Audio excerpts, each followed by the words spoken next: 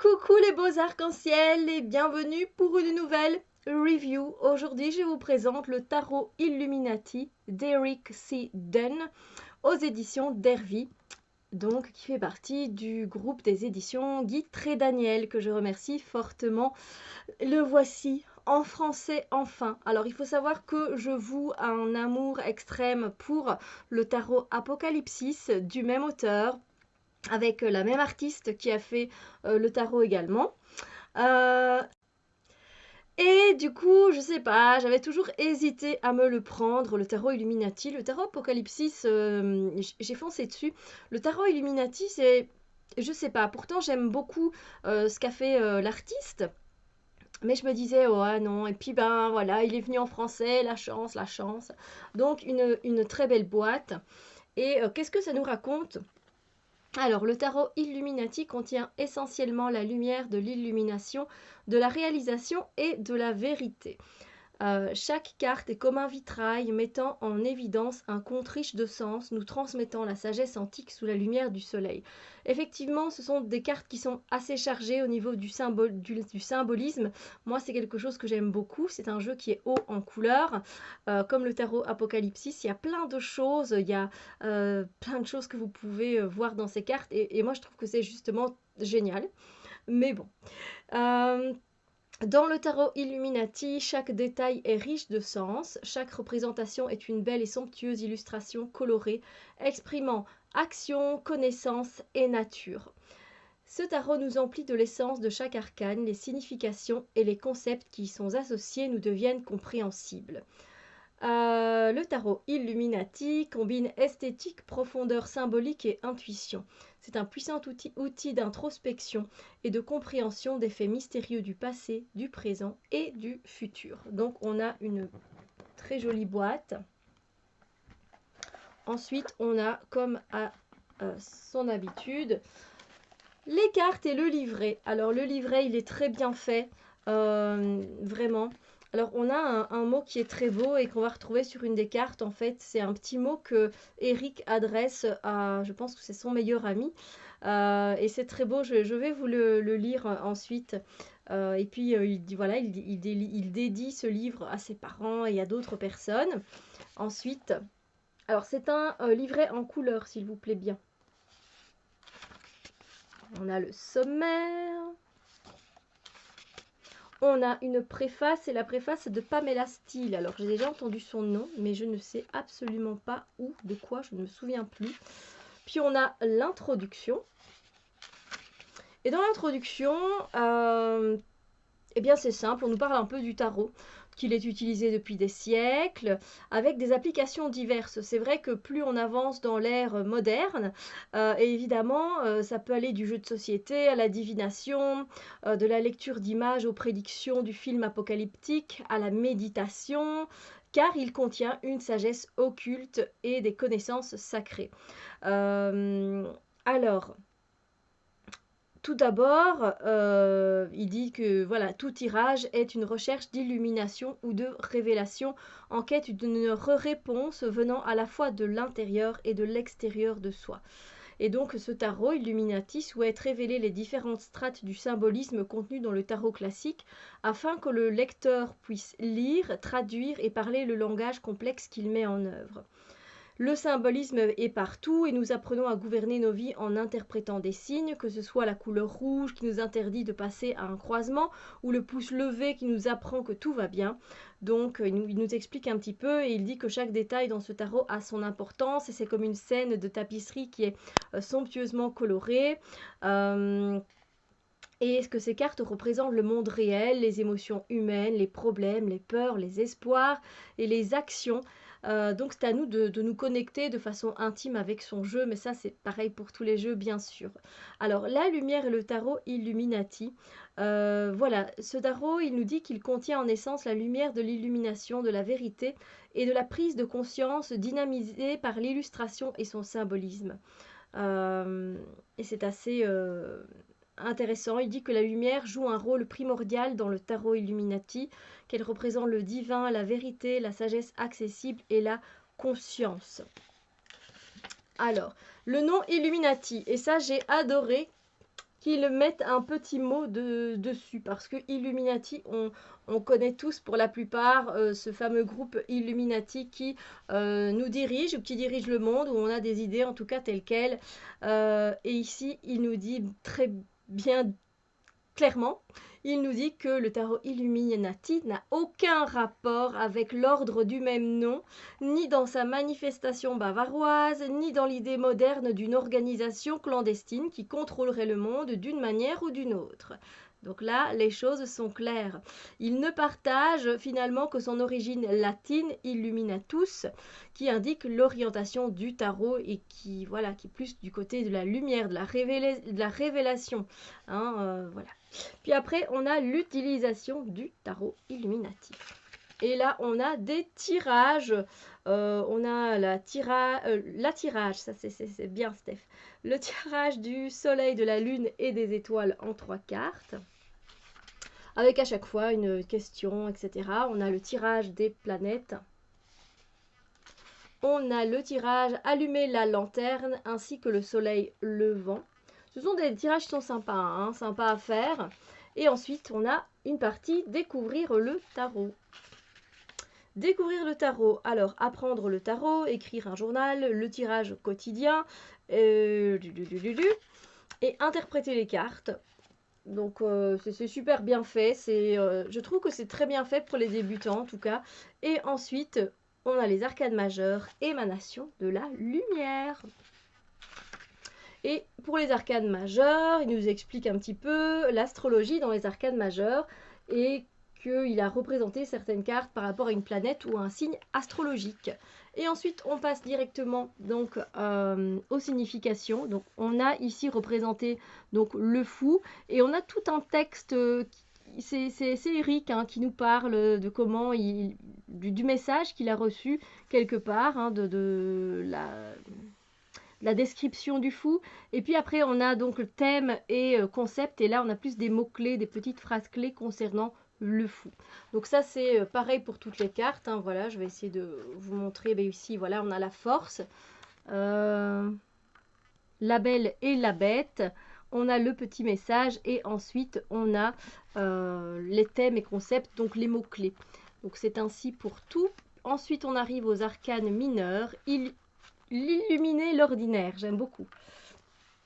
Illuminer l'ordinaire, on a un petit mot évidemment sur les arcanes mineurs avec les éléments et donc les suites des cartes.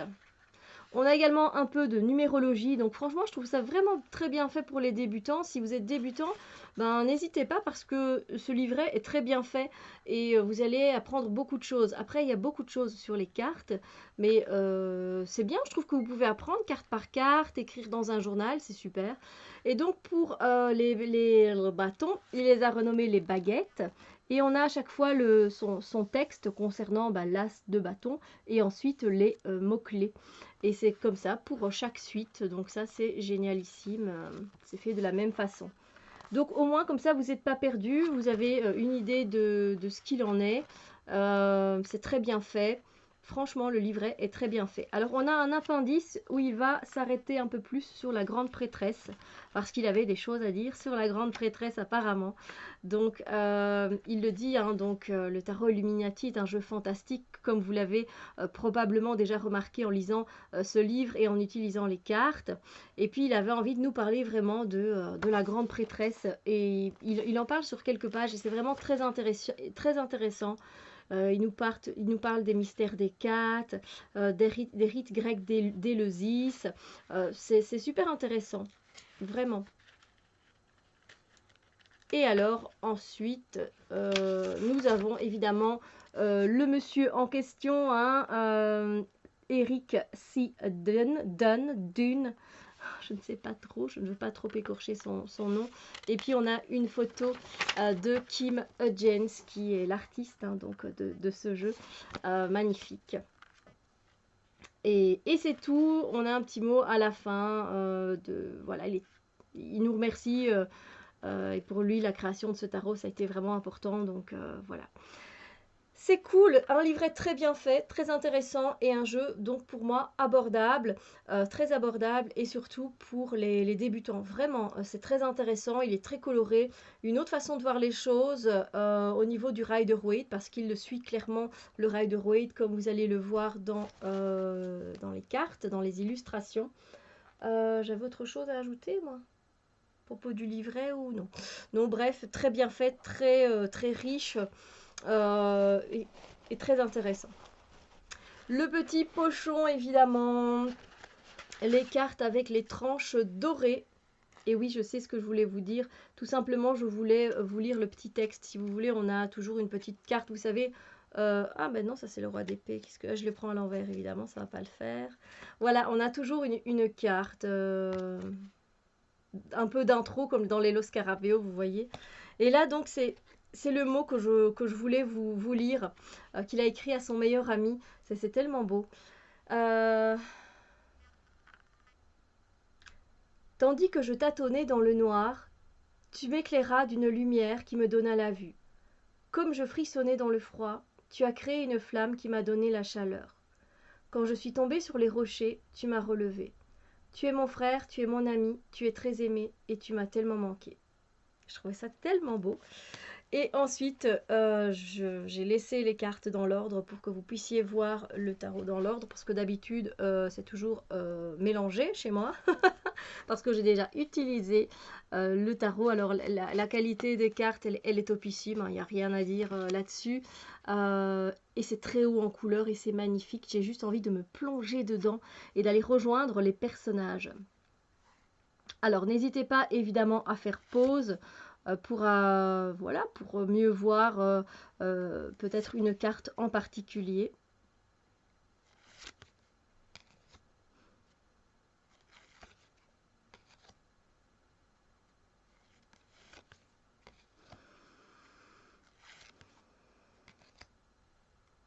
Je ne pense pas que artistiquement c'est un jeu qui puisse plaire à tout le monde de par tout ce qu'il y a sur les cartes. Alors pour les arcanes, je trouve que ça va encore, je crois que c'est un peu plus sur les mineurs. Moi personnellement, je le trouve magnifique. C'est pareil hein, pour le tarot Apocalypsis, ce que j'aime bien, c'est qu'il y a différentes cultures qui sont représentées. Alors j'aime toujours bien montrer le pendu à l'endroit aussi, je ne sais pas pourquoi. Et j'aime bien voir sa tête à l'endroit.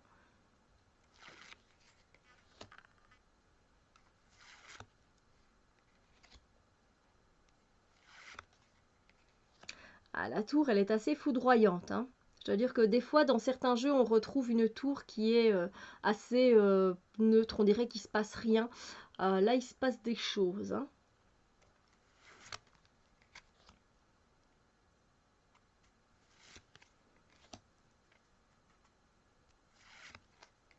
Je suis vraiment super contente qu'il ait été traduit en français. C'est génial. Oh là là là là. Avec les lions. Ouais. Oh, le lion. Les lions. Le lion. Le taureau. L'aigle. Oh, comme c'est beau. Alors, il y a un peu de nudité, oui. Hein, mais un peu. Ça, mon las de coupe. On passe donc dans les coupes.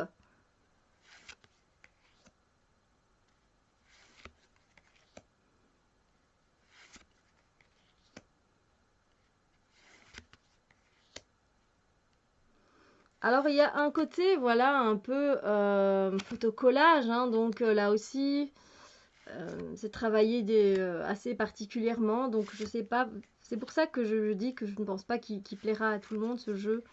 Euh, pour certains, il peut avoir un côté un peu kitsch, vous voyez? Moi, je l'aime beaucoup, donc je ressens pas ça.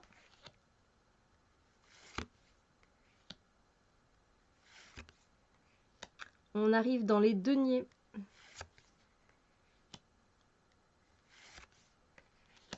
Alors, je ne sais pas, enfin si, je sais. Moi, j'ai quand même une préférence pour le tarot Apocalypsis. Je pense pas que je l'ai déjà présenté sur ma chaîne.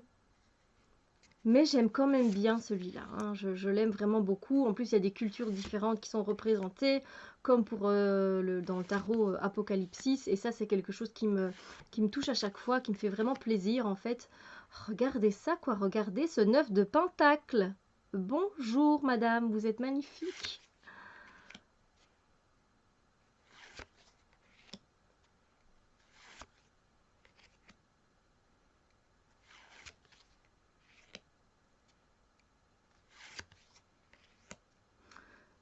Ensuite, nous arrivons dans les bâtons, qu'il a renommés les baguettes.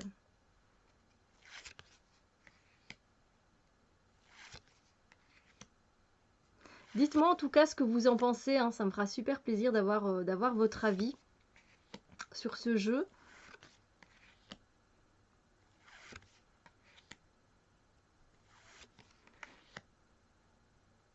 C'est vrai que du coup, je ne l'ai pas encore vraiment utilisé, je ne peux pas vous dire en tirage ce qu'il donne, mais déjà d'après mon expérience que j'ai avec le tarot Apocalypsis, que j'ai énormément utilisé, surtout pour les relations, il fonctionne de dingue pour les relations, c'est quelque chose de ouf. J'adore aller reprendre celui-là quand je fais des tirages des tirages sentimentaux pour les personnes qui ont envie, des tirages relationnels, qui ont envie d'avoir des informations. Il est tellement parlant, effectivement. On arrive donc maintenant dans les épées que j'adore l'utiliser pour les relations. Et je pense que celui-ci ferait très bien l'affaire aussi pour les relations, mais pas que, hein, évidemment. Je pense que il est, multitâche. Il peut être utilisé dans différents types de tirages. Peut-être que ce serait sympa que je vous fasse une comparaison côte à côte avec le tarot Apocalypsis et le tarot Illuminati. J'ai jamais fait ça, ce genre de vidéo là, quand j'ai les mêmes auteurs qui font des tarots qui se ressemblent un peu, mais en étant assez différents. Je ferai bien ça une fois. Dites-moi si ça vous tente, hein. C'est comme ça moi je mets ça en place, n'est-ce pas? En tout cas, la review, elle est terminée pour le tarot Illuminati. J'espère que ça vous a plu, que ça vous a donné envie. C'est un tarot qui est différent, qui est particulier, qui suit le Rider-Waite et je trouve qui est très bien pour les débutants parce qu'en plus, le livret est très bien fait. Sur ce, moi je vous souhaite une magnifique journée et je vous dis à très bientôt pour d'autres vidéos. Bisous lumière!